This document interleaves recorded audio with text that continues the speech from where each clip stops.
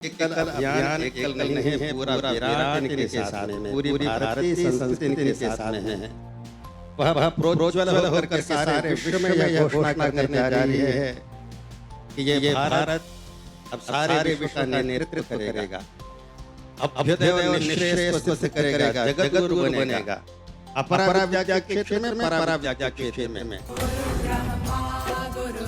गुरु ब्रह्मा गुरु विष्णु गुरुदेवो महेश्वरा, गुरु साक्षात परम ब्रह्मा तस्मै श्री गुरुवे नमः।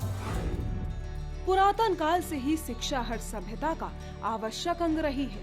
समय और बदलते जमाने के साथ शिक्षा का स्वरूप भी बदला है।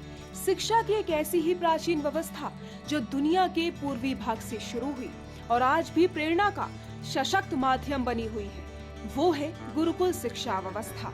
गुरुकुल शिक्षा व्यवस्था रेजिडेंशियल शिक्षा व्यवस्था का रूप थी, जहां छात्र शिक्षक या आचार्य के घर यानी गुरुकुल में रहते थे, जो शिक्षा का केंद्र हुआ करता था। इस शिक्षा व्यवस्था का आधार अनुशासन और मेहनत थे। छात्रों से अपेक्षा की जाती थी कि वो अपने गुरुओं से सीखें और इस शिक्षा को अपने जीवन में भी उतारें। इसमें छात्र और गुरु का संबंध बहुत पवित्र होता था और इसमें किसी प्रकार का भुगतान नहीं किया जाता था।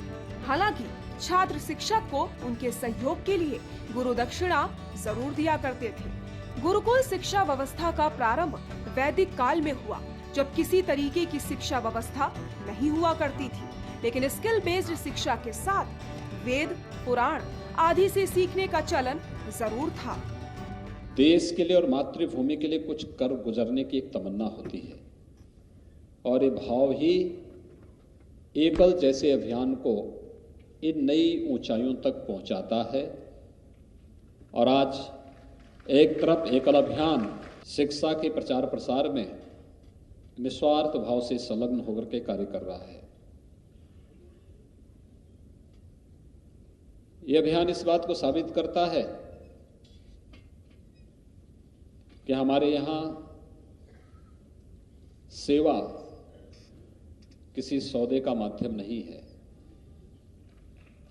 बल्कि सेवा हम सब के अंतःकरण के अनुभवों को देश और दुनिया के सामने रखने का एक माध्यम है। आज भी हमें कुछ वैसा ही स्वरूप एकल विद्यालयों में देखने को मिल रहा है, जहां गुरुकुल की तरह ही शिक्षा गुरु या आचार्य के यहाँ होती है। यहाँ किताबी ज्ञान के अलावा बच्चों को संस्कार शिक्षा, आरोग्य शिक्षा, स्किल बेस्ड शिक्षा दी जाती है। बच्चों से ना तो कोई शुल्क लिया जाता है और ना ही उनके माता पिता से। विद्यालय दान की राशि से संचालित होते हैं। आज भारत के विभिन्न हिस्सों में ऐसे 1 लाख से ज्यादा विद्यालय हैं, जहां वन टीचर वन स्कूल पद्धति से विद्यालय चलाए जा रहे हैं। हम लोग स्कूल चलाते हैं गांव में। जो स्कूलें हैं उनको स्कूलों को मैनेज करते हैं। तो हर स्कूल में 30-32 बच्चे होते हैं। तो वो स्कूलें हम लोग करीब 90,000 के आसपास स्कूलें चला रहे हैं अभी। और कोविड से पहले हम लोगों की 1 लाख स्कूलें थी और हमको नेशनल गांधी पीस अवार्ड भी मिला है। और हम लोग अभी काफ़ी संस्थाओं के साथ जुड़ के इसको एकल के अभियान को और तेज़ कर रहे हैं। अभी हम लोगों ने मारवाड़ी सम्मेलन महेश्वरी क्लब को भी साथ में जोड़ा है कि जिससे हम लोग और ज़्यादा अच्छे लोगों तक पहुंच सकें और जिससे हमारे दानदाता वगैरह बढ़े।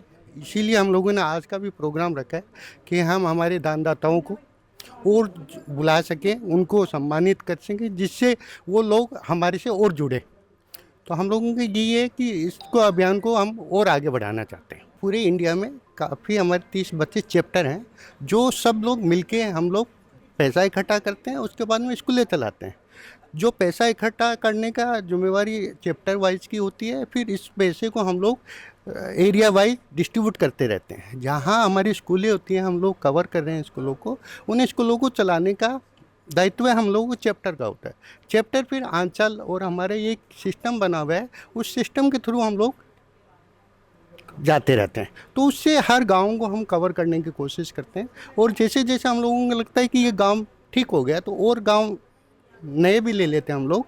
नए लेके हमारी एरिया के आसपास के, जो दिल्ली के आसपास के एरिया के गांव है, वो हम लोग यहाँ से मैनेज करते हैं। जो और चैप्टर जैसे कैलकाटा चैप्टर है, बॉम्बे चैप्टर है, सब चैप्टर है, वो अपनी एरिया के उधर के आसपास के गांव वो मैनेज कर लेते हैं।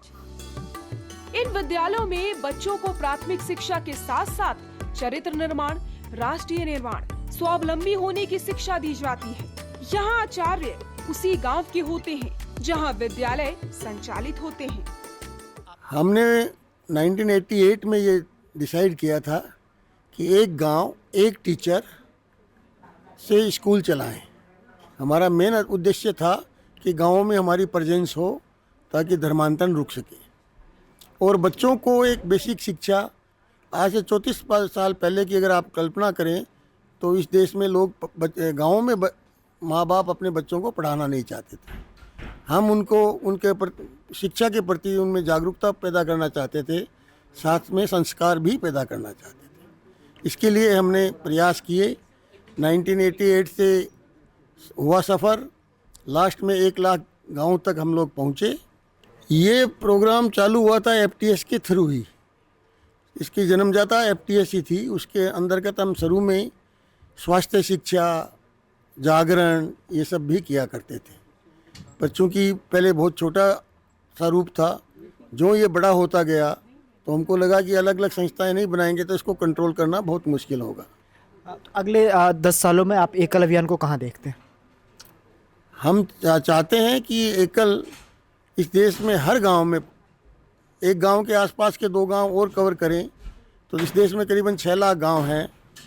अब 5.5 लाख रह गए, तो हम कम से कम 1.25 लाख गांव तक पहुँचें तो कम से कम पूरा भारत इससे कवर हो जाए, जिसमें एक टीचर, एकल का अर्थ है एक टीचर एक गांव, तो एक गांव एक टीचर, उसके साथ आरोग्य भी जोड़ें, हरि सत्संग समिति भी अपना काम करे और ग्रामोत्थान के विषय में भी कुछ करते रहें ताकि लोगों को जागरूक कर सकें कि गवर्नमेंट की उनके पास क्या स्कीमें हैं जिसका वो फ़ायदा उठाएं और अपने पैरों पे कैसे खड़ा हो। एकल अभियान अपने इस प्रयास से भारत को भारतवर्ष और विश्व गुरु के सपने को एक नई उड़ान दे रहा है। देश को शिक्षा के साथ साथ संस्कृति से जोड़ रहा है, उन्हें राष्ट्र निर्माण और राष्ट्र के लिए समर्पित होने के लिए प्रेरित कर रहा है।